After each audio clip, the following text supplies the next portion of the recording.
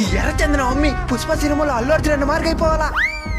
Sir మఫ్టీలు వచ్చినామో. ఈరోజు ఒక్క ఎర్రచందనం దొంగ నేను పట్టుకునేలా ఆగరా.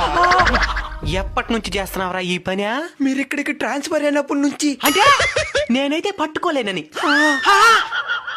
సార్ ఇదేదో పిచ్చుకోయి సార్. ఎర్రచందనం అనుకుని 5 కిలోమీటర్ల నుంచి మోసుకొస్తున్నాను సార్. ఎర్ర చంద్రం ఏదో కూడా తెలీదా? ఎర్ర చంద్రం అయితే నేను పుష్ప సినిమాలో అల్లు అర్జున్ అన్న మరి కోటీశ్వరుడు అవ్వలేనా? ఎర్ర చంద్రాన్ని దొంగతనం చేసి ఎప్పుడు కావలేవు. ఎర్ర చంద్రానికి యజమాని అయితే అప్పుడు కోటీశ్వరుడు అవ్వగలవు. ఎర్రచందనానికి యజమాని వచ్చా ఎట్టా? భూమిని కొంటే వాళ్ళ దాంట్లో ఎర్రచంద్ర మొక్కలు నాటి 12 సంవత్సరాల కంటికి రెప్పలా కాపాడి వాళ్ళే అమ్మి నేను కోటీశ్వరం చేస్తారు. దీని ప్రభుత్వ అనుమతులు కూడా ఉంటాయి. ఎంత భూమి? గజం 749 రూపాయలే. అయితే నేను కూడా కొనుక్కుంటాను సార్. ఒకవేళ మన పరిస్థితులు బాగాలేకుండా మధ్యలోనే భూమి నమ్ముకోవాలంటే వాళ్ళే దగ్గరుండి అప్పటి రేటుకి అమ్మి పెడతారు. అయితే భూమి ఏంటి బుక్ చేసుకోవాలా?